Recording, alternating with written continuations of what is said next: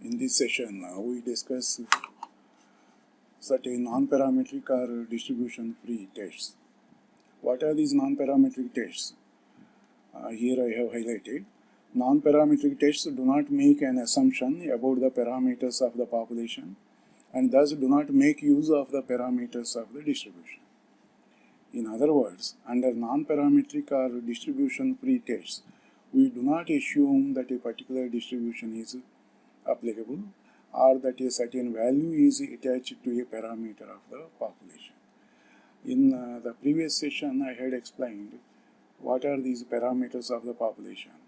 These are like mean of the population, variance of the population, standard deviation of the population, like that. And here these non-parametric tests, they do not make any assumption about the parameters of the population, and they don't make use of the parameters of the distribution. For example, while testing two training methods, say A and B, for determining the superiority of one over the other, if we do not assume that the scores of the trainees are normally distributed, or that the mean score of all trainees taking method A would be a certain value, then the testing method is known as distribution-free or non-parametric method. But if we assume that the scores of the trainees are normally distributed, or that the mean score of all trainees taking method A is so and so value, then that testing method comes under the category of parametric testing or parametric methods. When we don't make any such assumptions, then these are called distribution-free or non-parametric method. In fact, there is a growing use of such tests in situations when the normality assumption is open to doubt. As a result, many distribution-free tests have been developed that do not depend on the shape of the distribution or deal with the parameters of the underlying population. The present discussion is related to few of such tests.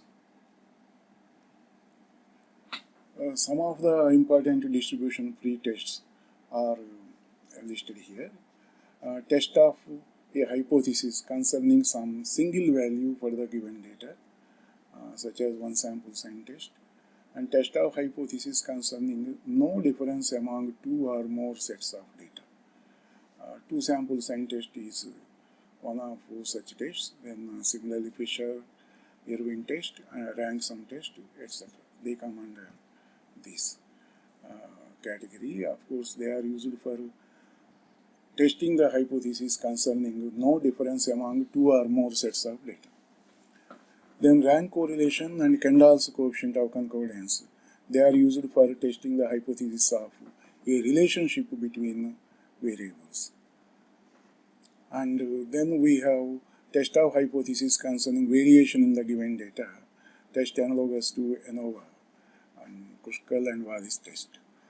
Now, test of randomness of a sample based on the theory of runs, and test of hypothesis to determine if categorical data shows dependency or if two classifications are independent. The chi-square test is used for this purpose. In my previous session, I had discussed about this chi-square test, both as a parametric method as well as non-parametric test method. Now, let us start with the sign tests. As you have seen here, the sign tests, that one sample sign test and two sample sign test. And this one sample sign test is used to test the hypothesis concerning some single value for the given data. And the two sample sign test is for, it is actually related to whether there is no difference among two or more sets of data. Let us start with this one sample sign test, and then we will discuss this two sample sign test also. And for that we will take up one example. The one sample sign test is a very simple non-parametric test applicable when we sample a continuous symmetrical population, in which case the probability of getting a sample value less than mean is 1 by 2, and the probability of getting a sample value greater than mean is also 1 by 2. To test the null hypothesis, population mu is equal to the hypothesized population mean, or we say the population mean is equal to hypothesized mean against an appropriate alternative on the basis of a random sample of size n. We replace the value of each and every item of the sample with a plus sign if it is greater than mu h naught, and with a minus sign if it is less than mu h naught. But if the value happens to be equal to mu h naught, then we simply discard it. Let us try to understand this by means of an example. Here I want to add a statement that if it is not possible for one reason or another reason to assume a symmetrical population, even then we can use the one sample sign test, but we shall then be testing the null hypothesis this way. Here actually this symbol is for the population median instead of population mean. There we are depending on the population median is equal to hypothesized population median. So this is the case that if it is not possible to assume a symmetrical population, then we can go for this type of null hypothesis, that population median is equal to the hypothesized population median.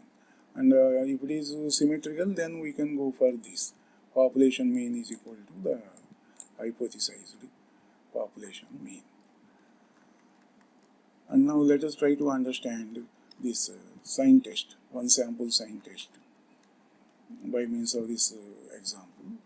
Suppose playing 4 rounds of golf at the City Club, 11 professionals totaled 280, 282, 290, like that, and 281. Use the sign test at 5% level of significance to test the null hypothesis that professional golfers average mu h naught is equal to 284 for 4 rounds against the alternative hypothesis mu h naught less than 284. And now what is our null hypothesis? Null hypothesis is mu h naught is equal to 284, and alternative hypothesis is mu h naught less than 284 at 5% level of significance. Now what we do, we replace each value greater than 284 with a plus sign and each value less than 284 with a minus sign. And if any value is exactly equal to 284, then we discard that. For example, here 1, 2, 3, 4, 5, 6, 7, 8. Eighth player here. The value is 284. So we can discard this because our mu h naught is equal to 284. And now how many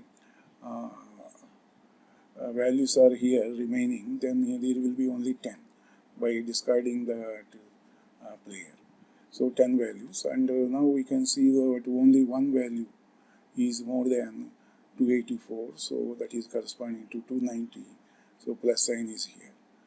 And now we examine whether the 1 plus sign observed in the 10 trials support the null hypothesis p is equal to 1 by 2 or the alternative hypothesis p less than 1 by 2.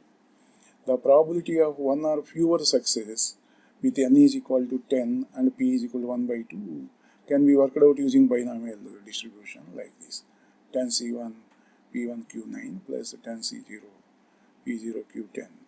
So the probabilities are 1 by 2, p is 1 by 2, q is 1 by 2. By substituting these values, we are getting this way. And yes, and now this total value is coming as 0.011. Since this value is less than our alpha is equal to 0.05, that is level of significance is 5%. So the null hypothesis must be rejected because this calculated value is less than this alpha 0.05. And as null hypothesis is rejected, we conclude that professional golfers' average is less than 284 for 4 rounds of golf. That is, we are concluding this way, that professional golfers' average is less than 284. And there is an alternative method by approximating this binomial distribution as the normal approximation, normal distribution. For that purpose, what we are doing, observed proportion of successes on the basis of the signs that we obtain is 1 by 10, because out of these 10, only 1 plus sign is there, and that of failure is 9 by 10. The standard error of proportion, assuming null hypothesis p is equal to 1 by 2, is calculated as the square root of pq by n. P is half, q is half, and n is 10. So the standard error of proportion, sigma pro, is calculated as 0.1581. And for testing the null hypothesis, p is equal to 1 by 2 against the alternative hypothesis p less than 1 by 2, one-tailed test is appropriate. And yes, which can be indicated as shown in figure. What we are doing here, you can see this figure. This is for the one-tailed test, and here you can see this is 0.45 of area and this is 0.50. Total, this white portion area is 0.95, and remaining area is this 0.05 area is indicated here. And now what is done, as we are going for the, if we are going for this alternative hypothesis p less than 1 by 2, that is why one-tailed test is appropriate. So we have calculated this p minus z into the standard error of proportion, and the z value corresponding to this 0.45 or 45% of area. If we see from our z table, then we can get this as 1.64. For example, here I show this 0.45. This here is 0.4505 and here 0.4495. So 1.64, that value 1.6 here, and corresponding to this column 0.04. So 1.64. Z value 1.64 is taken, and then this sigma prop, which is calculated 0.1581, is written here. So this value is coming out to be 0.2407, and that is marked here 0.2407. And as the observed proportion of success is only 1 by 10, that is 0.1, and that 0.1 comes in this rejection region, because this value is 0.2407, this value is 0.5. That is why that observed proportion of success, that is 1 out of 10, that is 0.1, that is falling in this area. So we reject this is the rejection region, so we reject the null hypothesis at 5% level of significance and accept the alternative hypothesis. Alternative hypothesis means that professional golfers' average is less than 284. This is about the sign test. And here, under this category, we are discussing now sign tests. But as we have taken the case of only one sample, then we can call this as the case study we discussed as one sample sign test. And coming to the two sample sign tests. Two sample sign test are the sign test for paired data. Here, this sign test has important applications in problems where we deal with paired data. In such problems, each pair of values can be replaced with a plus sign. If the first value of the first sample is greater than the first value of the second sample, and we take minus sign if the first value of x is less than the first value of y. In case the two values are equal, the concerning pair is discarded. Let us try to understand by means of an example. The following are the numbers of artifacts dug up by two archaeologists at an ancient cliff dwelling on 30 days. This is by x and by y, and total 30, and here also 30 data. Use the sign test at 1% level of significance to test the null hypothesis that the two archaeologists x and y are equally good. So this is our null hypothesis. Null hypothesis is that the two archaeologists are equally good at finding artifacts against the alternative hypothesis that x is better than y. Now what this two sample sign test, as we have seen here. The sign test has important applications where we deal with paired data. Here, this is the paired data. For x, the data is 1, and for y, the data is 0. So 1, 0, this is one pair. 0, 0 is another pair. 2, 1 is another pair. 3, 0 is another pair. Like that. And now, what we do now? First of all, the given paired values are changed into signs, plus or minus, like this. For example, you see, the first value is 1 here, and here the first value is 0. So the subtraction, 1 minus 0, that is 1. As it is positive, so plus sign. 0 minus 0, 0. 2 minus 1, 1, that is plus. 3 minus 0, 3, so plus. 1 minus 2, that is minus 1, so minus sign. 0 minus 0, 0. 2 minus 0, 2, so plus sign. 2 minus 1, 1, so plus sign. 3 minus 1, 2, so plus sign. 0 minus 2, minus 2, so minus sign. So like that, this is done. And if we see the last one, 2 minus 0, that is 2, so plus sign. Now total number of plus signs, if we count this way, the total number of plus signs, those are 20, and total number of minus signs are 6, and sample size is considered as 26, not 30, because there are 4 zeros here, 1, 2, 3, 4. So these 4 zeros are so discarded, as already explained here, that if the first value of x is less than the first value of y, in case the two values are equal, then concerning pair is discarded. So now we have sample size is 26. The observed proportion of pluses in the sample is 20 by 26, that is 0.7692, and the observed proportion of minuses, that is 6 by 26, 0.2308. So proportion of pluses is 0.7692, and the proportion of minuses, that is 0.2308. And of course, just like in the previous example, and here we have calculated the standard error of proportions, PQ by n, and the square root. N is taken here as 26, so 0.0981. And alternative hypothesis is that archaeologists x is better, that means p greater than half. We find one tail test is appropriate, that means we do this way. And now sigma proportion, that is 0.0981. Now here the question is that we have to use the sign test at 1% level of significance. 1% level of significance. So here this is 0.01 area and this is 0.49. Here this side 0.250, here 0.49. Total 0.99 area, this white portion. And this shaded portion is 0.01 of area. And now to calculate our P plus, here we have used plus sign because we are doing towards this right side.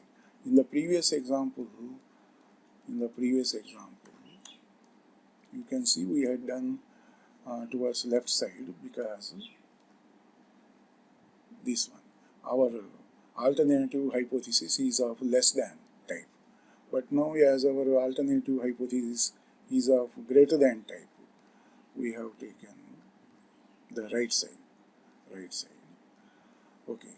Now we have calculated this P plus Z into sigma prop.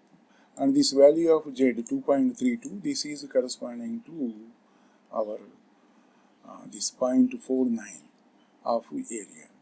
0.49 of area, and you can see here 0.49 of area. And where is that 0.49? You can see here 0.4901, here 0.4898. So 2.3 and 2.32. 2.32, that is the Z value, and the P value 0.5 and 2.32 multiplied by that standard error of proportion 0.0981. So this value is 0.7276, and so 0.72676 is indicated here.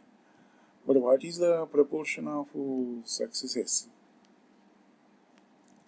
If we see that, that is 0.7692.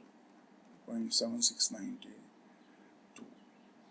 That is 20 by 26 here, 0.7692. And so, keeping in view of this, and we make a comparison between this 0.7276 and 0.7692, we now find that this 0.7692 and this comes in the rejection region because that crosses this. Here is the value 0.7276, but that percentage of success or proportion of successes, if we take, that value is coming as 0.7692, that is coming under this shaded zone. So that is why we reject the null hypothesis at 1% level of significance. And what is the null hypothesis? Null hypothesis is that the two archaeologists are equally good. But now we are rejecting it. So we accept the alternative hypothesis and thus conclude that archaeologist X is better. So this is about sign tests. In these sign tests, we have discussed two examples, and the first example is this one, and that is containing only one sample, and second example is containing two samples. And if we see the text written here, this test of hypothesis concerning some single value for the given data, for that one sample sign test is used, and two sample sign test, that is for testing of a hypothesis concerning no difference among two or more sets of data. And here we have seen also that X and Y, whether they are equally good or no difference is there, and null hypothesis assumed that there is no difference, but in that particular case study we have seen that there is a difference. So that is why this two sample sign test is used as a test of a hypothesis concerning no difference among two or more sets of data. Even rank sum test is also used for that purpose. We will see that.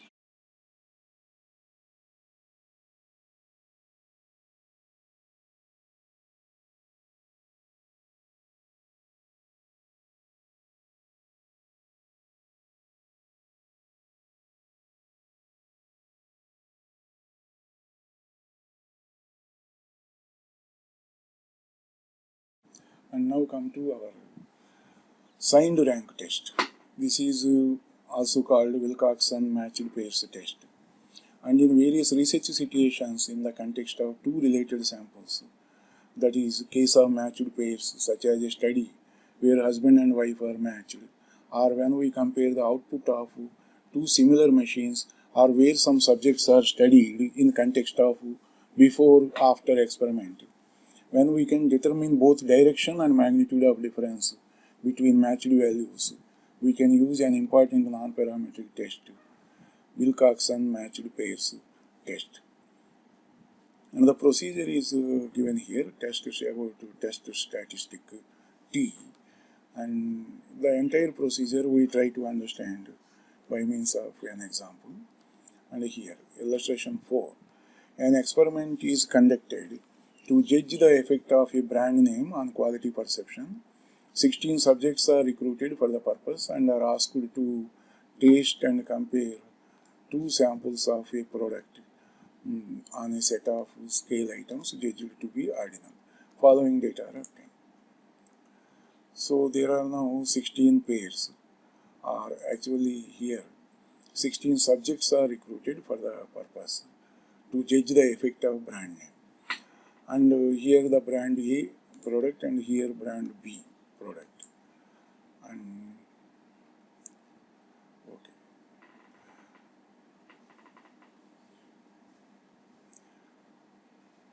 And actually these subjects, 16 subjects are asked to taste and compare the two samples of product on a set of scale items judged to be ordinal. So these are the scale values, and they have given For example, first subject here given 73 here and here 51, brand B. And now to test the hypothesis and using Wilcoxon matched Bayes test, and we are making a hypothesis, null hypothesis, that there is no difference between the perceived quality of the two samples. That means there is no difference between brand A and brand B. And alternative hypothesis is that there is difference between the perceived quality of the two samples. Using Wilcoxon matched Bayes test, we work out the value of the test statistic T as under. Now we see what is the score given here by the first person to the brand A is 73 and for brand B 51. So the difference is found out. 73 minus 51, that is 22. And the second person, he has given the score 43 to brand A and 41 to brand B. So the difference is 43 minus 41, that is 2. And for this man or this woman, this person, score given to brand A is 47, score given to brand B is 43. So the difference is 47 minus 43, 4. And coming to this fourth one, 53 minus 41, 12, 58 minus 47, 11, 47 minus 32, 15. That way we have done. Here you can see 58 minus 58, 0, 38 minus 43, minus 5, 61 minus 53, 8, 56 minus 52, 4, 56 minus 57, minus 1. That way this is done. These differences are calculated. Then these are ranked. These are ranked. Rank of absolute to DI. Absolute DI. That means this minus signs we have not considered. We had considered this as 5 only, plus 5 only. This as plus 1, this as plus 10, this as plus 2, like that. Then we have ranked these differences. Based on these differences, we have ranked. And where the difference is smaller, we rank that as 1. And here, anyway, as we have considered only absolute difference, so this is given the rank 1. And if we see the rank 2, and here we can observe, here it is, of course, after ignoring this minus sign, taking the absolute value of this minus 2 as 2. Here is 2, we can give the rank 2 here. But what happened here, the same value of 2 is appearing here. 2 is appearing here. So that way here is a tie. This is to be given rank 2 and this is also to be given rank 2. That way we give the, that means instead of second rank or third rank, we give the average rank, 2.5. 2.5 rank we have given to this as well as to this. So 2.5 rank is given. Now second and third ranks are over. Now then fourth rank is left. So fourth rank, for that we have this 4 here and another 4 here. And so fourth and fifth ranks will be taken up by this as well as this. So instead of giving that way, what we do is we give the average rank. Instead of 4 or 5, we give 4.5. 4.5 rank is given to this 4. And similarly, this 4.5 rank is given to this 4. Then comes to sixth rank. Sixth rank, if we see here, so this one, absolute value of this, when we take this, then that comes under sixth rank. And yes, this is 7, that is under seventh rank. Then eighth rank. And yes, this 8 is taking the 8th rank. And then ninth rank, this is taking ninth rank. And that way this is carried out. This is 11 is given 10th rank, 12th is given 11th rank, like that. That way total ranks are given. Then rank with plus sign and rank with minus sign, those are shown here. For example, here this rank that is with plus sign only, so plus is shown here. This also with plus, so plus is shown. here plus, and here plus, here plus, here plus, here plus, and here the difference is 0, so here this is not given any rank. And now coming to this, here we have given the rank 6, but actually this is corresponding to this minus 5. That is why this rank 6 is kept here, 6 only but with minus sign. And then this 8th, that is corresponding to this positive, so there is no problem, that is coming under plus sign only. Similarly 4.5 is under plus, but here coming, this is first rank given, but this is corresponding to this minus 1, so that first rank is coming under this minus 1, minus. And if you come to this 9th rank is corresponding to this minus 10, so 9th rank with minus sign is given, written here. And here this is 2.5 is corresponding to minus 2, so minus 2.5 is written here. 14 and 7, they are corresponding to positive only, so they are kept here. Now the summation of all these positive ranks, that is 101.5, and summation of all these negative ranks, that is minus 18.5. And hence the minimum, the T, test statistic, which we are considering, that T, that is taken as the minimum of these two values, and neglecting the sign. Here 101.5 and here 18.5. So minimum of those, that is 18.5. Okay, now what is the value of n? In fact, there are 16 candidates, but now as one value we have discarded corresponding to this 8. So we have 15 only, n value is 15. So now we see the tabulated value of T at 5% level of significance when n is equal to 15. So we go to the, this table is for chi-square and this is for F distribution. This is for Spearman's rank correlation.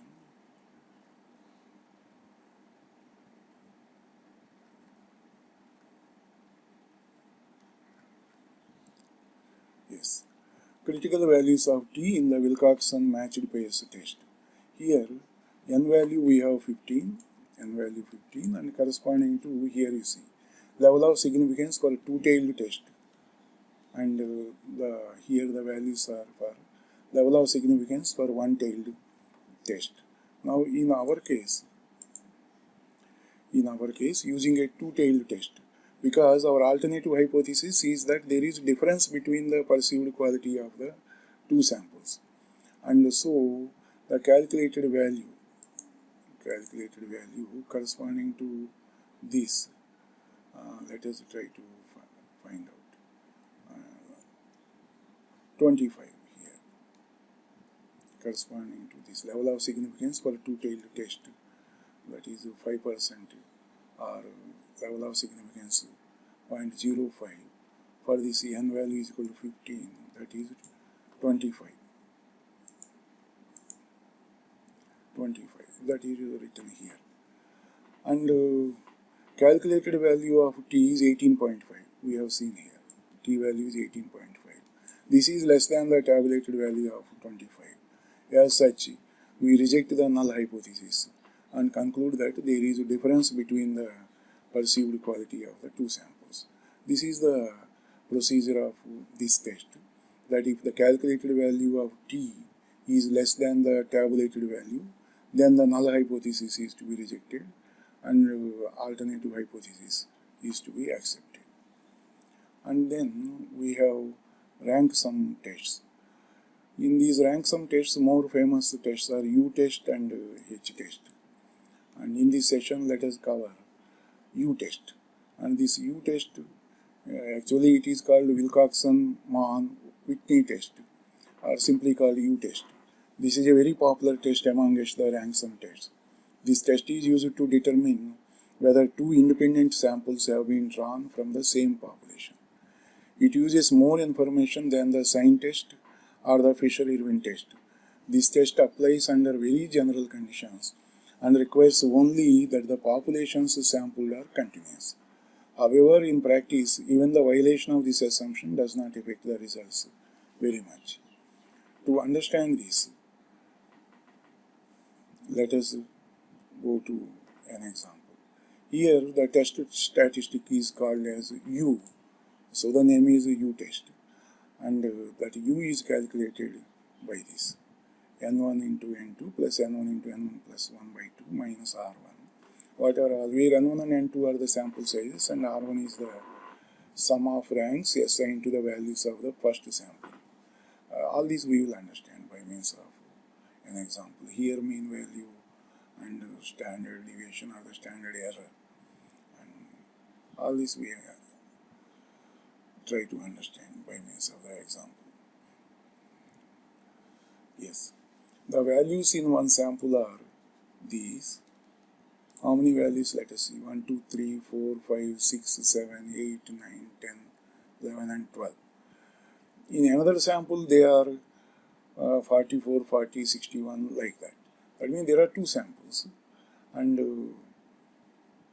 in each sample the values are like this.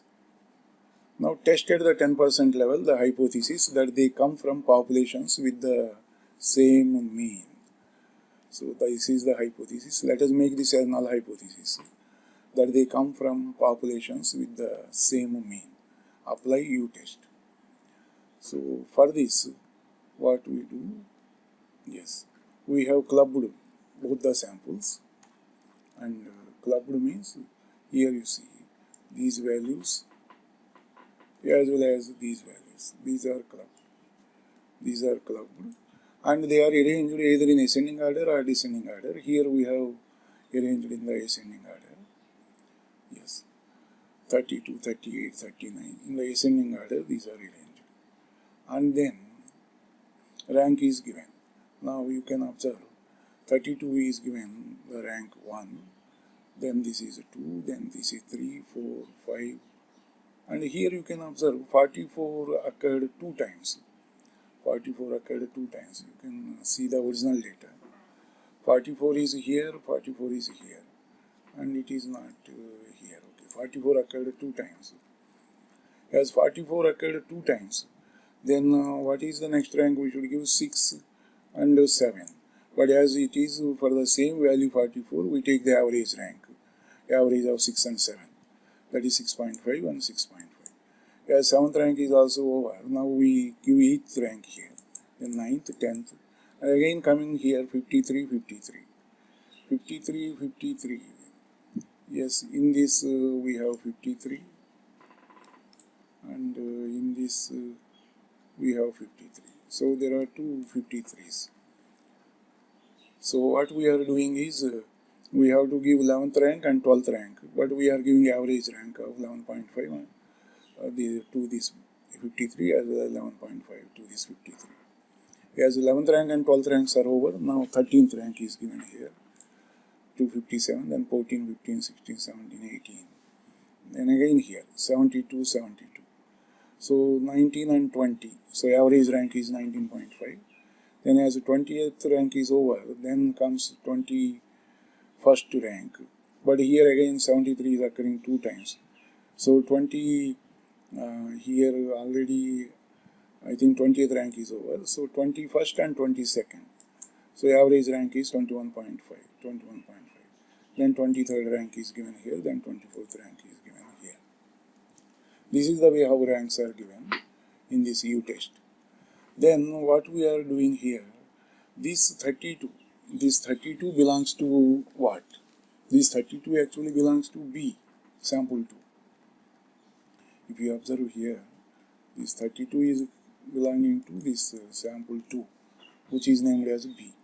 And any value in this, that is, we are saying A for sample 1. And now this rank 2, this 38 corresponds to A. If you see here, this 38 corresponds to A. And that way we have seen. Now this third rank 39, this also corresponds to A. 40, this 40 corresponds to B. 41 corresponds to B. 44 corresponds to B, 44 corresponds to B. Then 46, if you see, 46 is not here. 46 is here. So this is corresponding to A. 46 is corresponding to A. That is why A is written here. So this way we have identified this name of the related sample. Now from this data we find that the sum of the ranks assigned to the sample 1 items. That means sum of the ranks. Sample 1 means this is A. So what is the sum of the ranks? Let us see. Here A is here. Here its rank is 2. Then next to A is 3. Next to A is 8. Next to A is 9. So this way we make the summation. That means 2 plus 3 plus 8 plus 9 plus 11.5 plus 13 plus 14 plus 17 plus 21.5 plus 21.5 plus 23 plus 24. Yes, that summation of ranks corresponding to sample 1, A, 167.5. Similarly, we find that the sum of the ranks assigned to sample 2 items. Say here, for B it is 1, again B is here with 4. So 1 plus 4 plus 5 plus 6.5 plus 6.5 plus 10 plus 11.5, etc. That way the last one will be 19.5. So we have done that way. This is 132.5. And N1 equal to 12 and N2 equal to 12. That means how many values are there in the first sample? N1. That is, these are 12 values. And here, these are in sample 2 also we have 12 values. So N1 is equal to 12 and N2 is equal to 12. Now the test statistic U is calculated. U value is N1 into N2 plus N1 into N1 plus 1 by 2 minus R1. Here N1 12, N2 12, N1 12, N1 12 minus R1. And this R1 is nothing but this, 167.5. That is sum of the ranks assigned to sample 1. So this value, U value is coming now as 54.5. And in this given problem, N1 and N2 both are greater than 8. Because there is a condition. If N1 and N2, if they are less than 8, then some other procedure we have to follow. But in this case, as both N1 and N2 are greater than 8, actually they are 12 each. So the sampling distribution of U approximates closely with the normal curve. Keeping this in view, we work out the mean and the standard deviation, taking the null hypothesis that the two samples come from identical populations. So now we have calculated the mu value and sigma value using these equations. N1 multiplied by N2 by 2 and N1 N2 multiplied by N1 plus N2 plus 1 by 12. Using these equations, and after substituting the values we have got these. Now mu value 72 and sigma u 17.32. And I think 10% level of significance is asked in this problem. Let us see. Yes, tested the 10% level, the hypothesis that they come from populations with the same mean. And it is a two-tailed test, and that is more appropriate because alternative hypothesis is that the means of the two populations are not equal. And so the limits of the acceptance region, how we calculate this way, this mean plus that z value into this sigma u. And what is this z value of 1.64? This is actually as a 10% level of significance and two-tailed test. And this is 5% area this side and 5% area left side, total 10%. And so now then this side white area, this is 0.45, this white area is 0.45. And this shaded area is 0.05 and this shaded area is 0.05. Total area will be 1. And now this mean value plus 1.64, this z value of 1.64 is corresponding to 0.45 of area multiplied by this our sigma 17.32. So upper limit is 100.40 and lower limit is 43.60. Those are marked here. 43.60 here. Upper limit is 100.4. And now our calculated value of u is 54.5. 54.5, and that 54.5 definitely lies between this 43.6 and 100.4. So we accept the null hypothesis and conclude that the two samples come from identical populations.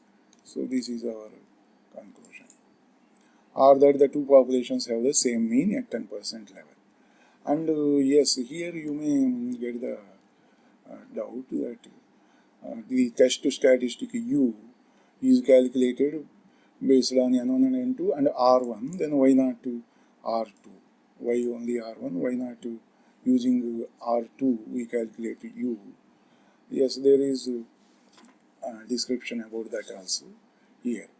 Up to this is okay, and here instead of R1 we have R2, and instead of N1 here we have N2. This N1 and N2, this term remains the same.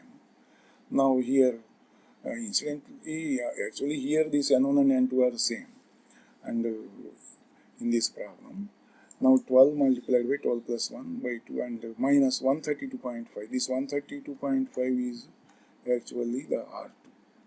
R2 means this. Sum of ranks assigned to sample 2 items. And yes, after calculating, we get U value as 89.5. And you can observe this 89.5 is also lying in this white area, because upper limit is 100.4, lower limit is 43.6. So this is also supporting the null hypothesis. This value of U also lies in the acceptance region, and as such our conclusion remains the same, even if we adapt this alternative way of finding U. And yes, another example is taken here where N1 and N2 are both less than 8, and as such we see the user table given in the appendix concerning values of Wilcoxon's distribution, and we discussed that example also where N1 and N2 are less than 8 each. And yes, this example, two samples with values this in one case and the other with values this in another case. That means how many? 1, 2, 3, 4 here, 1, 2, 3, 4, 5 here. In the first sample, 4 values are there, and in the second sample, 5 values are there. That means N1 and N2 are not equal, and they can be different also. And now following our procedure, we have clubbed those, and we have clubbed all these values, and we arranged them in the ascending order, starting with 6, because you can see 6 is the minimum. So with the 6th we have started, then next is 24th. Then the ranks we have given. Here there is no tie, so ranks are 1, 2, 3, 4, 5, 6, 7, 8, 9. Then the name of the related sample, that is this. This first rank is corresponding to actually 6. This 6 is belonging to B. This 6 is belonging to B, so B is written. The second rank corresponding to 24. This 24 also belongs to B, so B is written. 33 also belongs to B. Then coming to 36, which is getting 4th rank. 36 is here in the first sample, that is A. So A is written here. So that way we have identified. Then the sum of the ranks assigned to items of sample 1. So we can, that means where A is written, we can make the summation. 4 plus 6 plus 8 plus 9, that is 27. And number of items in that sample, that is A is 4. Now sum of ranks assigned to items of sample 2, that is B. That is 1 plus 2 plus 3 plus 5 plus 7. So that is 18. So number of items in this second sample, that is 5.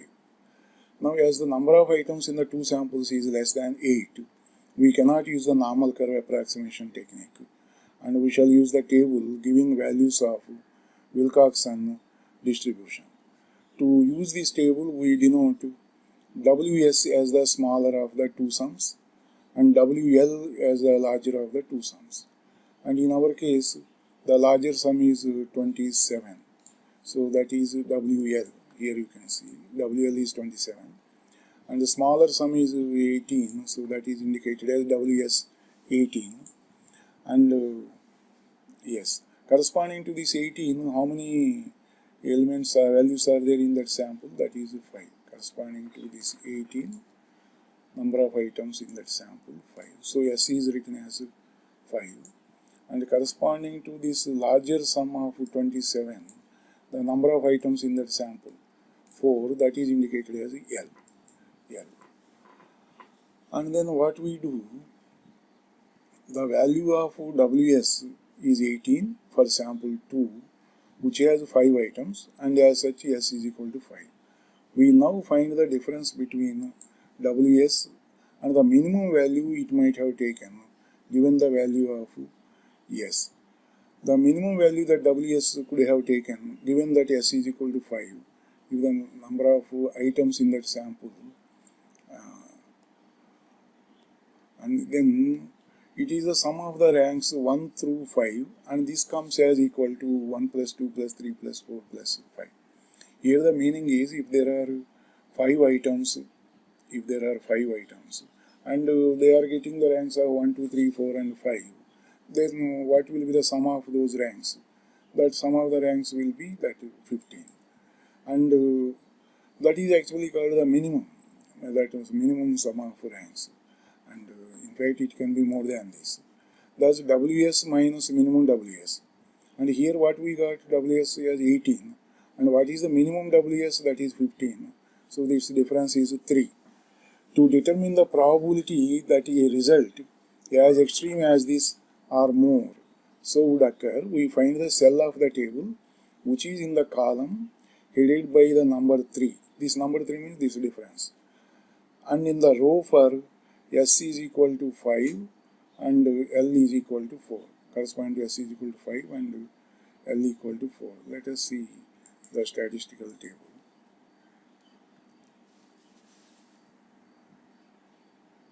S is equal to 5 and here we can see selected values of Wilcoxon distribution.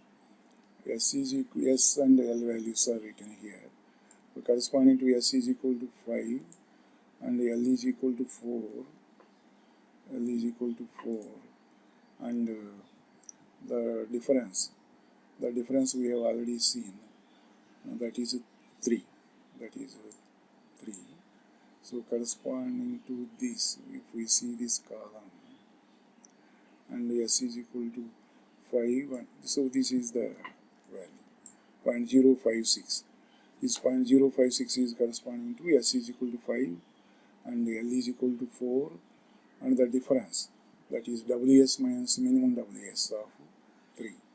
So 0.056. Now let us go back. Yes, here.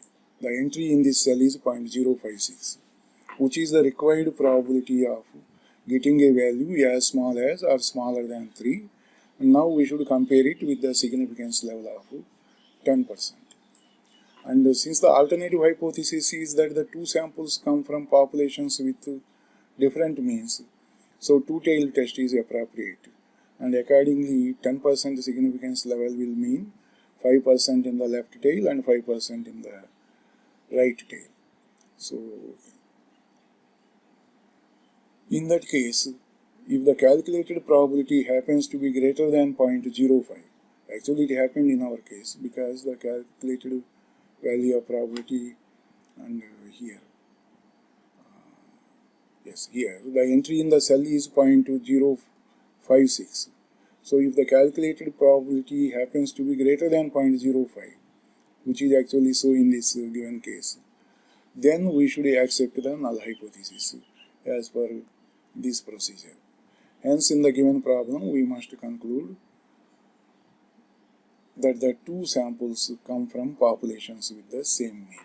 So this is an important understanding. Particularly, this example shows that when N1 and N2 are less than 8 each, then the procedure is a little different. But the other problem, the problem prior to this, that is containing many items, more than 8. So that is why here no problem, and we have calculated test statistic U, and then mean and standard error. Then we calculated the limits, and then we found out that calculated value of U, that U statistic, that lies within these lower and upper limits, and we concluded that null hypothesis is correct. And but when n1 and n2, if they are less than 8 each, then how to do it? Then this is the procedure.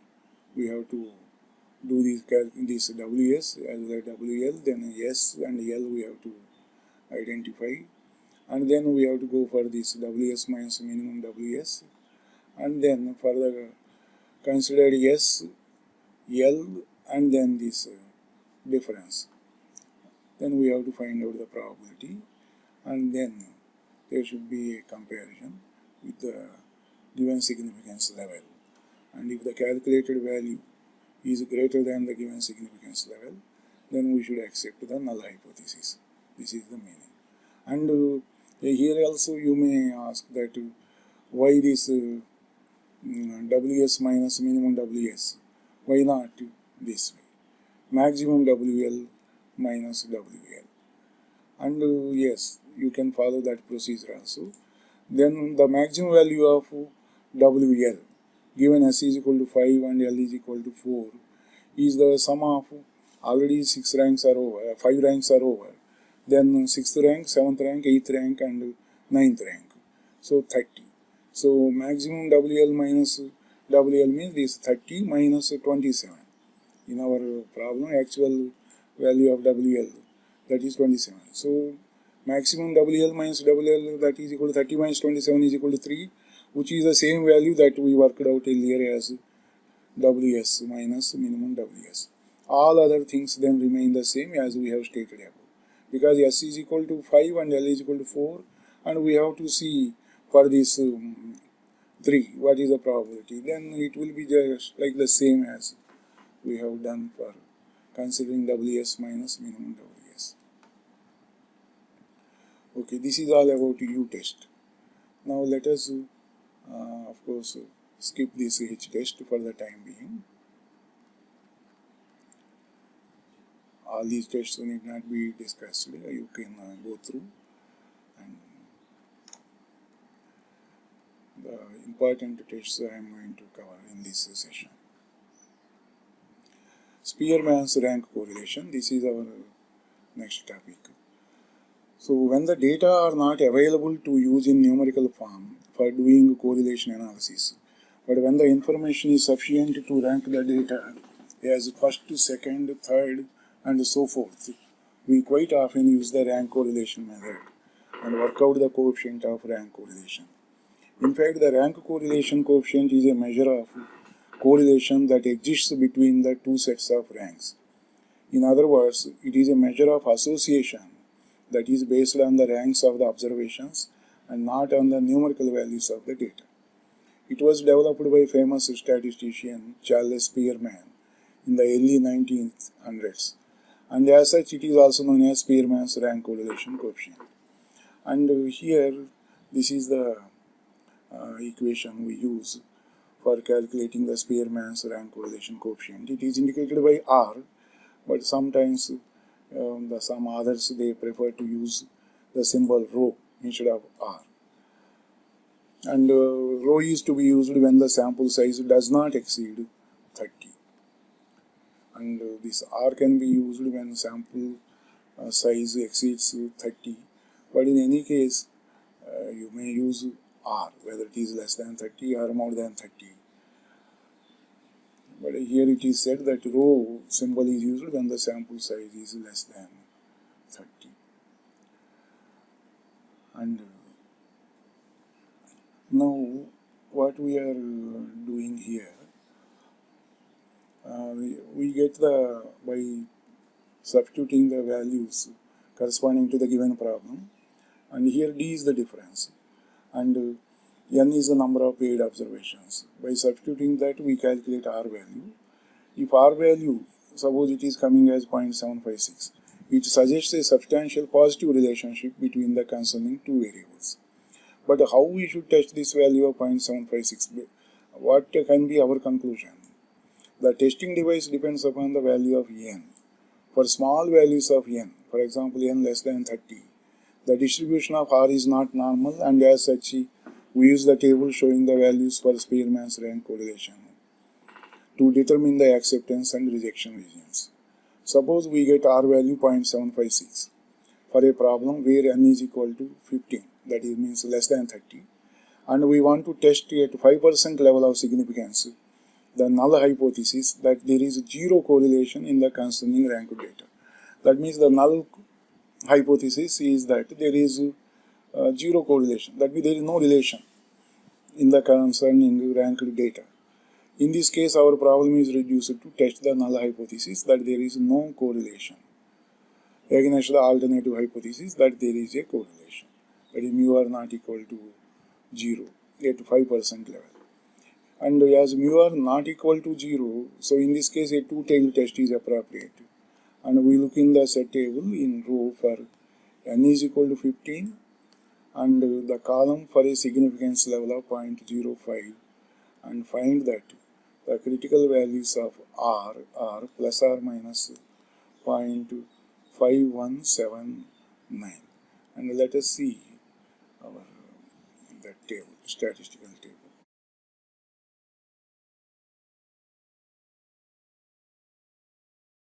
Here are the values for Spearman's rank correlation for combined areas in both the tails. And in our example, what is the value of N? N value is 15. Okay, let us see. N value of 15 at 5% level of significance.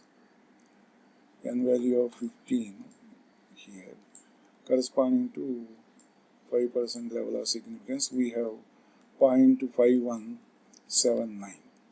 So we come here. And plus or minus 0.5179 because we are considering a two-tailed test.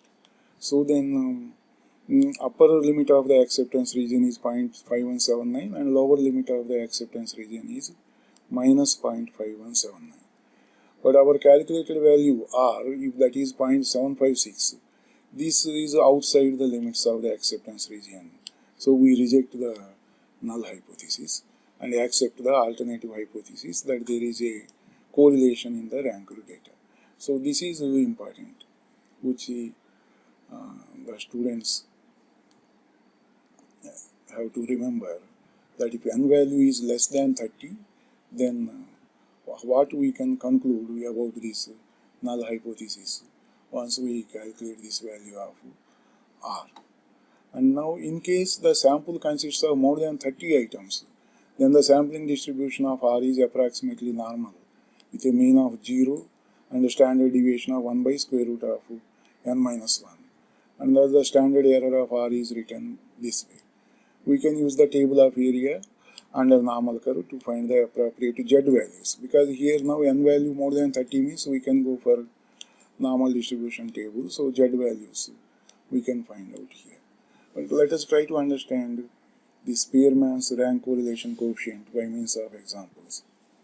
And here is one example, and of course here example, the problem is in the form of a big paragraph, but we can try to understand this.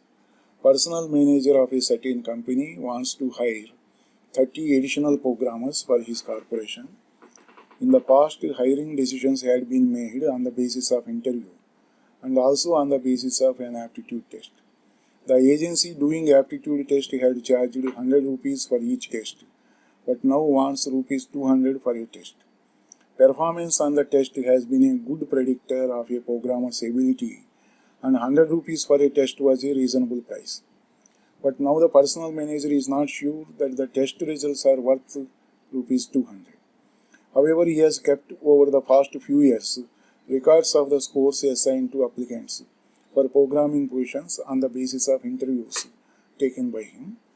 If he becomes confident using 0.01 level of significance that the rank correlation between his interview scores and the applicant's scores on aptitude test is positive, then he will feel justified in discontinuing the aptitude test in view of the increased cost of the test.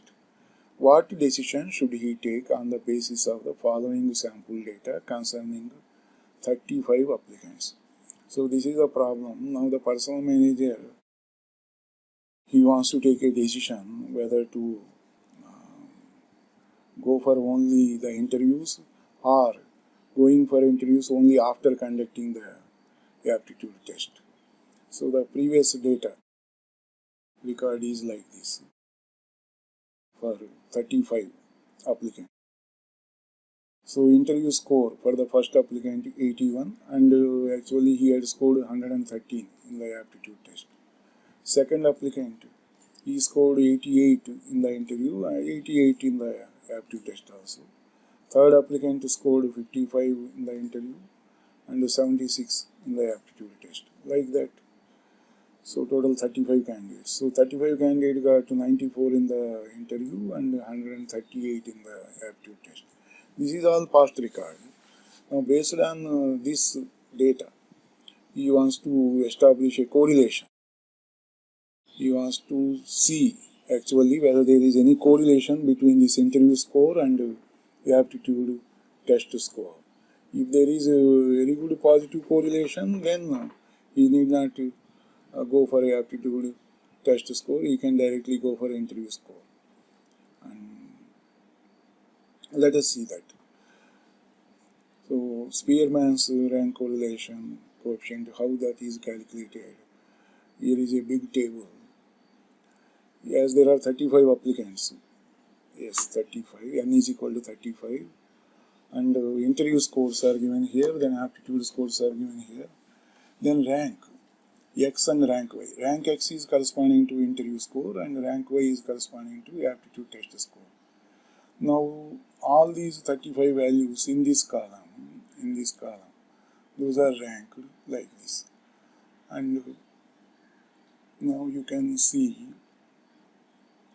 the maximum value is here, 95, and this 95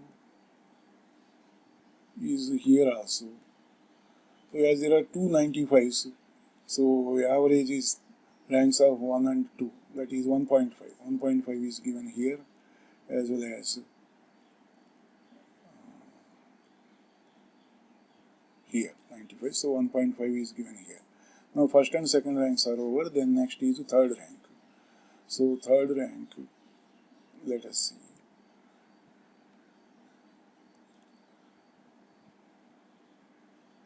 Let us observe the data of this column.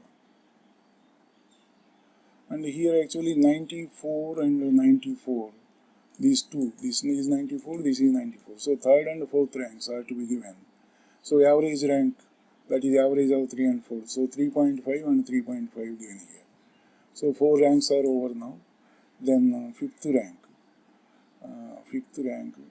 to be given. Then you see this second column, this column only, according to the value.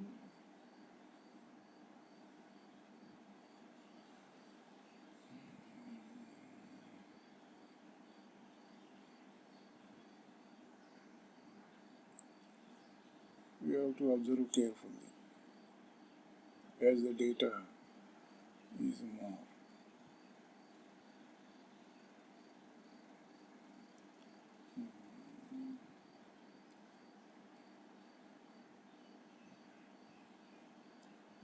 And actually here this is 93 and here this is 93.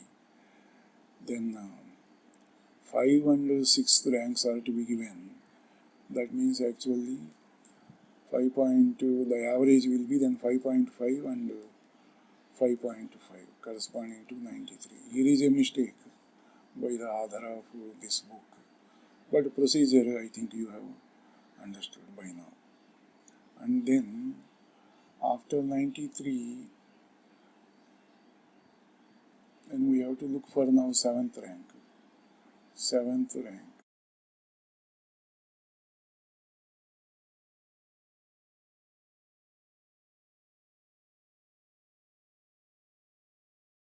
So after 93, let us see what is the value.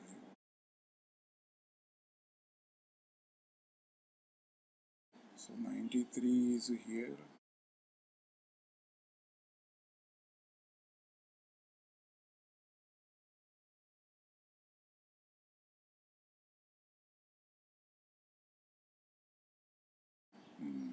Oh, sorry, here there are 93, 393s are there.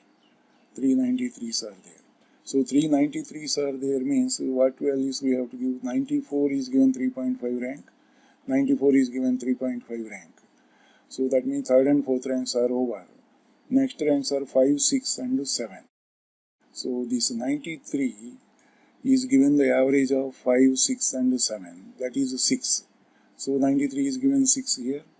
And wherever 93 is there, that is given 6th rank here. So Adhar is correct. Here 93. So the 6th rank is given here. And similarly we go for the 7th rank. And 7th rank. And we have to observe the data carefully. This column we have to observe carefully.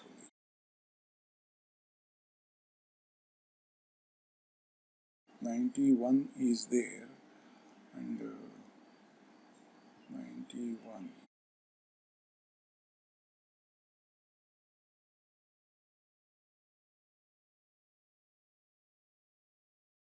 But 5, 6, 7 ranks are over. So 91, wherever 91 is there, we have to give 8th rank. Let us find out where is 91. Yes, 91. So we have given now 8th rank. And then similarly we will find out. And then coming to the ranks of this aptitude test score, then we have to concentrate on this column, 113, 88, 76, 129, 99, 142. On this column we have to concentrate, and then the ranks are to be given accordingly. And here you can observe that 147, that is given the first rank, and then 143 is given the second rank, and you can observe that way the ranks are given here. Now after giving the ranks for the interview scores as well as for the aptitude test scores, now what is the rank difference? Rank X minus rank Y, that is 21 minus 15, that is 6, 11 minus 27, minus 16, 35 minus 32, that is 3, 18 minus 9, 9, 24.5 minus 21, 3.5, like that these rank differences are calculated. And then these rank differences, they are squared. 6 square, 36, minus 16 whole square, 256, 3 square, 9, 9 square, 81, like that these are squared. And this summation of this last column, sigma di square is 3583 and n value is 35. So now we have calculated Spearman's rank correlation coefficient using this equation, 1 minus 6 sigma di square by n into n square minus 1. And sigma di square 3583, that is substituted here, and n is 35. So by doing this we got Spearman's R value as 0.498. Now as sample size is more than 30, actually here it is 35. The sampling distribution of R is approximately normal with mean of 0 and a standard deviation of 1 by square root of n minus 1. So sigma R is calculated as this 0.1715. And as the personnel manager wishes to test his hypothesis at 0.01 level of significance, the problem can be stated as this way. Null hypothesis, that there is no correlation between interview score and aptitude test score. So this is our null hypothesis, that there is no correlation between interview score and aptitude test score. Alternative hypothesis is that there is positive correlation between interview score and aptitude test score, mu are greater than 0. There is positive correlation, that is why we have written here greater than. So this is one-tailed test. So right side area is enough. And our level of significance is 0.01. So this area is 0.49. And this left side area is 0.50. And 0.01 of area is given here. Now, what is the Z value? Z value corresponding to this 0.49 area. If we see the Z table, then we can get that as 2.32. So the mean value 0 plus Z value 2.32 into our standard error of R, that is sigma R, 0.1715. We calculate that is coming as 0.3978. So this 0.3978 is indicated here. And but what is the calculated value of R? That is 0.498. 0.498. We can see here. This is 0.498. We now find the observed R value of 0.498, and as such it comes in the rejection region, and therefore we reject the null hypothesis at 1% level and accept the alternative hypothesis, because this 0.498, so that is definitely towards this side, right side. So beyond this 0.3978, so that comes under rejection region. So we reject the null hypothesis. Null hypothesis is saying there is no correlation. So but now we can conclude that there is a correlation between interview score and aptitude test score. And accordingly, personal manager should decide that the aptitude test be discontinued. Now he need not pay extra money to the agency conducting the aptitude test. So the conclusion is that he should decide that the aptitude test be discontinued. So this is about Spearman's rank correlation coefficient, how that coefficient is determined and how a decision can be taken, whether to accept the null hypothesis or to reject the null hypothesis. Null hypothesis is rejected means alternative hypothesis is accepted. Now let us go for Kendall's coefficient of concordance. This Kendall's coefficient of concordance, represented by the symbol W, is an important non-parametric measure of relationship. It is used for determining the degree of association among several sets of ranking of n objects or individuals.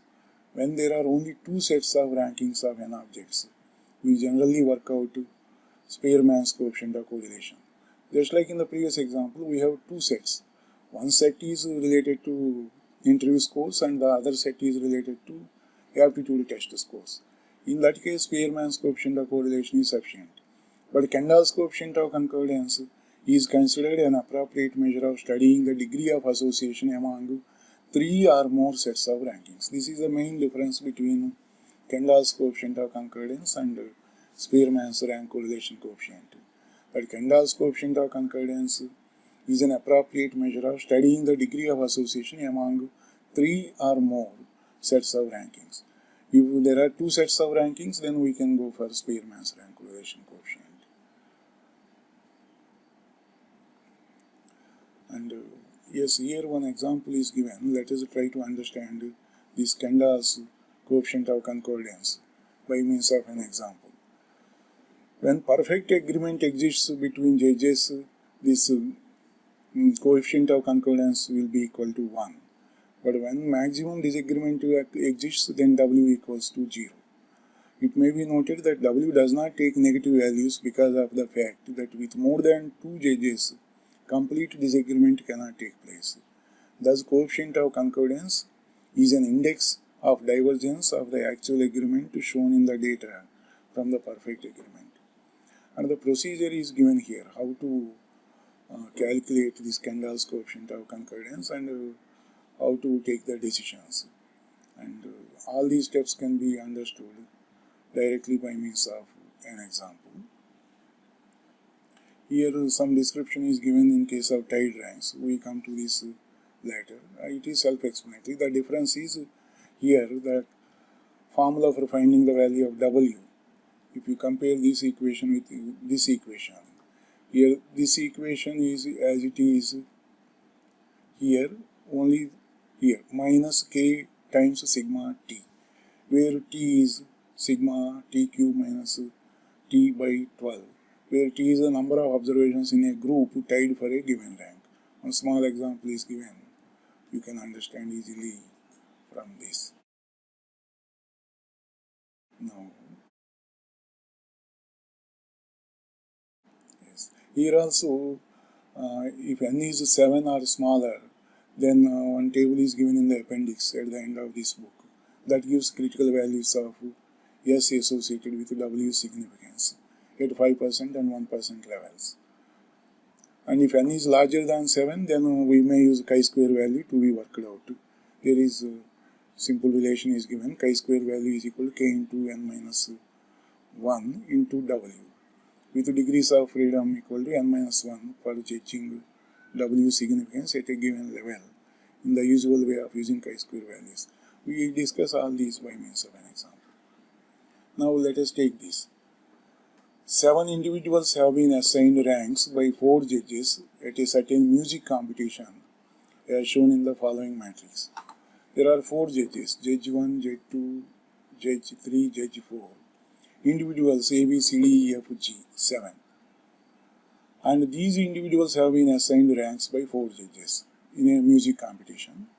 For example, this musician A, Judge 1 has given first rank, Judge 2 has given second rank, Judge 3 has given third rank, Judge 4 has given first rank. And this musician B, he has been given third rank by Judge 1, fourth rank by Judge 2, fourth rank by Judge 3, second rank by Judge 4. Like that we can explain. This last musician G, he has been given 6th rank by Judge 1, 6th rank by Judge 2, 5th rank by Judge 3, 7th rank by Judge 4. Now the question is there significant agreement in ranking assigned by different judges? Is there significant agreement in ranking assigned by different judges? Tested 5% level. Also point out the best estimate of the true rankings. Okay. Now here you can observe that 7 musicians are there and 4 judges are there. So here the appropriate method is Kendall's coefficient of concordance, not to Spearman's rank correlation coefficient. Now as the judges are 4, we are indicating k equal to 4. And what we have done, these ranks are summed up. For example, 1 plus 2 plus 3 plus 1, 7. 3 plus 4 plus 4 plus 2, 13. So this column summation 9, this column summation 14, this column summation 27, this column summation 18, this column summation 24. Now these are the sum of ranks. And now you make this grand sum, that is equal to 112. That means the summation of 7, 13, 9, 14, 27, 18, 24. That is equal to 112. That is indicated as sigma rj. And then rj minus rj bar whole square. Rj bar, that is the average. So as there are 7 musicians, so 112 by 7, that is 16, that is rj bar. And this 332, so rj, how this is there? Rj minus rj bar whole square means here rj is 7 and rj bar is 16. So 7 minus 16, that is minus 9 whole square, that is 81. 13 minus 16, that is minus 3 whole square, that is 9. 9 minus 16, that is minus 7 whole square, 49. 14 minus 16 whole square, 27 minus 16 whole square, 18 minus 16 whole square, 24 minus 16 whole square. So this summation, that is equal to 332. You can check also 81 plus 9 plus 49 plus 4 plus 121 plus 4 plus 64. This is equal to 332. This is indicated as yes. Now you see k equal to 4 and n equal to 7. 7 individuals are there and we have this yes is 332. Now this Kendall's coefficient of concordance is calculated as this S by 1 by 12 k square into n cube minus n, and S value is 332, 1 by 12, and k number of judges 4, and n, that number of candidates 7. So by doing this calculation we have obtained W as 0.741.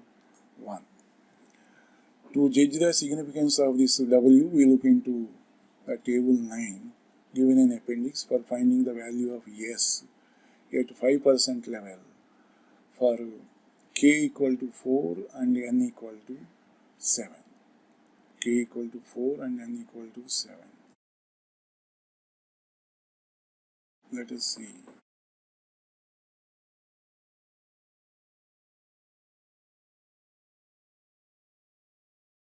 Yes. Selected critical values of S in the Kendall's coefficient of concordance values at 5% level of significance. This table is for the values at 1% level of significance. Now we have k equal to 4, and n equal to 7. So corresponding to k equal to 4 and n is equal to 7. So now we have 217. This is the critical value of S. Critical value of S is now from the table 217. Yes, here it is mentioned. This value is 217, and thus for accepting the null hypothesis that k sets of rankings are independent, our calculated value of S should be less than 217. But the worked out value of S is 332, which is higher than that given in the table. So this fact shows that W is equal to 0.741. This 0.741 is significant. Hence we reject the null hypothesis. Null hypothesis is saying that the rankings given by the judges are independent. So now as this value of S 332, that is compared with the critical value of S from the table, and this value 332 is more than 217, we are rejecting the null hypothesis, and we accept the alternative hypothesis that the rankings are not independent. We reject the null hypothesis and infer that the judges are applying essentially the same standard in ranking the n objects. That means there is significant agreement in ranking by different judges at 5% level in the given case.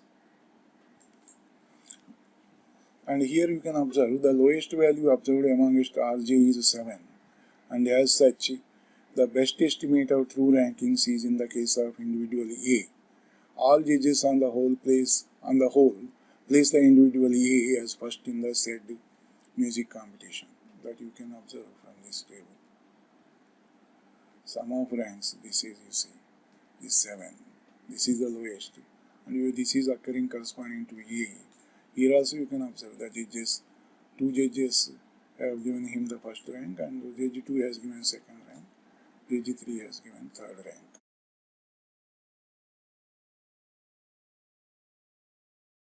So best estimate, also here this part, also point out the best estimate of the true rankings. So regarding that, this explanation is given. And now given is the following information. K is 13, that means if number of judges is 13, and this number of musicians 20, and then if calculated value of Kendall's coefficient of concordance is 0.577, determine the significance of W at 5% level. As n is larger than 7, here you see that table which we have seen just now. This table you can observe that this is for maximum n equal to 7, that is n 3, 4, 5, 6, 7. So beyond 7, if n is more than 7, then we shall work out the value of chi-square for determining W significance as under, and this is chi-square equal to k into n minus 1 into W with n minus 1 degrees of freedom. So by substituting these values, that 13 into 20 minus 1 multiplied by 0.577. Chi-square value is coming as 142.52. This tabulated value of chi-square at 5% level for n-1, 19 degrees of freedom, is 30.144. For 19 degrees of freedom, let us check that. Let us go for chi-square distribution. Yes, these are critical values of chi-square. For n equal to 19 and for n is equal to 19 and yes, 5% level of significance, that is 0.05, and degrees of freedom 19. We have this value of 30.144 as a critical value of chi-square. Yes, 30.144, but calculated value is 142.52. And this is considerably higher than the table value. This does not support the null hypothesis of independence, and as such we can infer that W is significant at 5% level. And then finally in this session we discuss the relationship between Spearman's rank correlation coefficient and Kendall's coefficient of concordance. Here, yes, this small relation is given. Average of R's, that is equal to KW minus 1 by K minus 1. But the method of finding W using average of Spearman's R's between all possible pairs is quite tedious, particularly when K happens to be a big figure, and as such this method is rarely used in practice for finding W. And here is one example. Using data of illustration number 9 above, find W using average of Spearman's R's. Now in that previous example, number of J's is 4. The possible pairs are to K into K minus 1 by 2, that is 6. And we work out Spearman's R for each of these pairs as shown in table 12.10. Yes, here. So what we is done is there are 7 musicians, that is 7 individuals, A, B, C, D, F, G, and then 4 judges. Then the ranks given by them. And the difference is actually the calculated. Comparison between the 1 and 2, that means first judge and fourth judge, second judge ranks. Ranks given by the first judge and the second judge. What is the difference? The difference absolute value is taken here. So D square and D square values are shown. So sigma DA square is 8. So Spearman's rank correlation coefficient is calculated, and that is this. That is R12 is 0.857. Then the judge 1 and judge 3. What are the rankings given by them to these 7 individuals? The rank differences are shown here, and then squared values, and sigma di square, and then using this equation 1 minus 6 times sigma di square by n into n square minus 1, R13 is calculated as 0.643. Similarly, the ranks given by the judge 1 and judge 4, the difference between those ranks, those are calculated, and those are here, and squared value of differences. Then sigma di square is 14, this summation 14, and using the same equation for this R, we got R14 as 0.750. And then we can see that first is compared with second, third, and fourth. Then second is to be compared, the ranks given by second judge are to be compared with 3 and 4, that is done here. And then here the ranks given by the judge 2 and the ranks given by judge 4, the differences and the squared values of D, and sigma di square and R24 value is calculated. And then third judge and fourth judge, the difference in ranks given by them, the differences are given here, and squared values of differences, sigma di square is this. So R34 is calculated. So total you can observe here 1, 2, 3, 4, 5, 6. 6 R values are there. That is what here shown that as k is equal to 4, possible pairs are equal to k into k minus 1 by 2, 6. So we have now 6 combinations, and then 6 values of R are calculated, and the average of Spearman's R's is calculated. That is 0.857 plus 0.643 plus 0.75 plus 0.929 plus 0.5 plus 0.25 divided by 6. That is 0.655. This is the average value of Spearman's R. So now if we go back here you see that the average value of that is Spearman's rank correlation coefficient 0.655. Here you can observe 0.655. So this 0.655 is written here. That is equal to k is 4, k4w minus 1 by k minus 1. From this we got w as 0.741. And here you can see this 0.741 value for w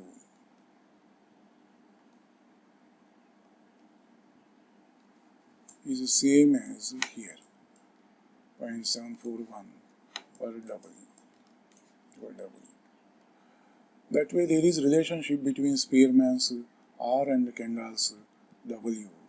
The relation is this: the average of R's is equal to kW minus 1 by k minus 1. Of course, it is already mentioned the method of finding W using the average of Spearman's R between all possible pairs is quite tedious, particularly when k happens to be a big figure. In this example, k is equal to 4, so we have shown 6 R values and we have taken the average of those 6 R values. But if k value is say 30 or so, here k is 13 in this example, then there will be many combinations, then many comparisons. In that case, the possible pairs will be here 13 into 13 minus 1 by 2. That means 13 multiplied by 12 by 2. That means 78. That means here 78 pairs we have to do it, and it will be quite a tedious task. However, there is a provision that there is a relation between Spearman's rank correlation coefficient and the Kendall's coefficient of concordance. And the conclusion of this chapter: there are many situations in which the various assumptions required for standard tests of significance, such as population is normal, samples are independent, standard deviation is known, etc., cannot be met. Then we can use non-parametric methods. Moreover, they are easier to explain and easier to understand. This is the reason why such tests have become popular. But one should not forget the fact that they are usually less efficient, less powerful, as they are based on no assumption or virtually no assumption. And we all know that the less one assumes, the less one can infer from a set of data. But then the other side must also be kept in view, that the more one assumes, the more one limits the applicability of one's methods. So a balance is to be made. Now coming to these questions, give your understanding of non-parametric or distribution-free methods, explaining their important characteristics. This can be, of course, done by you. And narrate the various advantages of using non-parametric tests, also point out their limitations. Briefly describe the different non-parametric tests, explaining the significance of each such test. So the fourth problem, that means here, use the sign test at 5% level of significance to test the bus company's claim that on the average Mr. Kalichan should not have to wait more than 5 minutes for a bus. Here actually on 15 occasions Mr. Kalichan had to wait these many minutes for the bus he takes to reach his office. So this is like our sign test, using the sign test for the single sample sign test, using that you can attempt this problem. And single sample sign test, that is the very first test which I had explained, using these plus signs, minus signs, like that. And okay, and if any value, for example, in this case, if any value is more than 5, then that is given plus sign. If any value is less than 5, that is given minus sign. And if any value is equal to 5, then actually that is data is removed.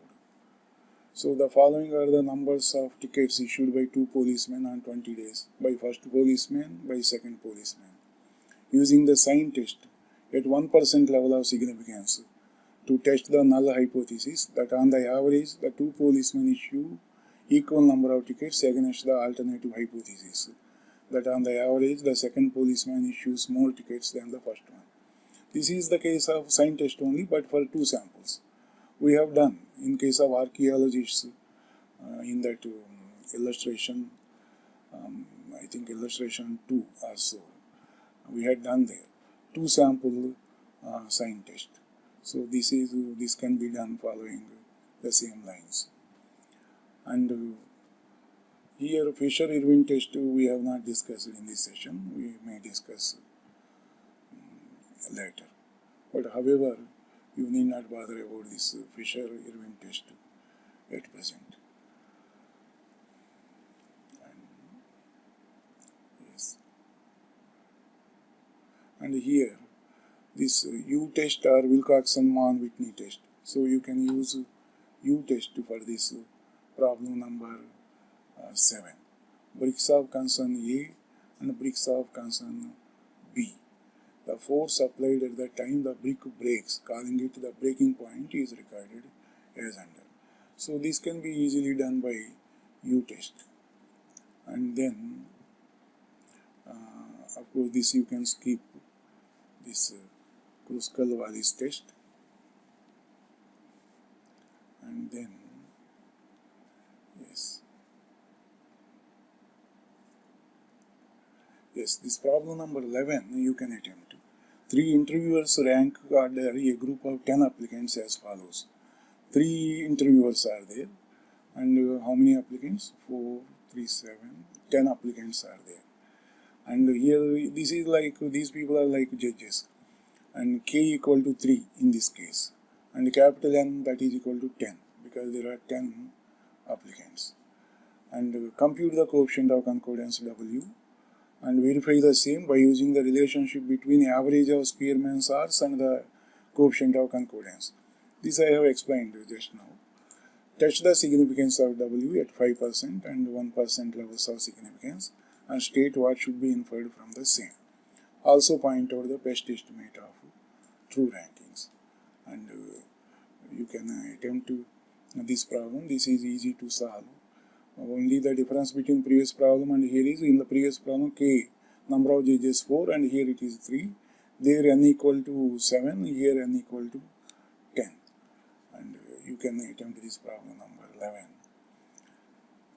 And given are the values of Spearman's R's, and then calculate Kendall's coefficient of concordance W from the above information and test its significance at 5% level. Okay.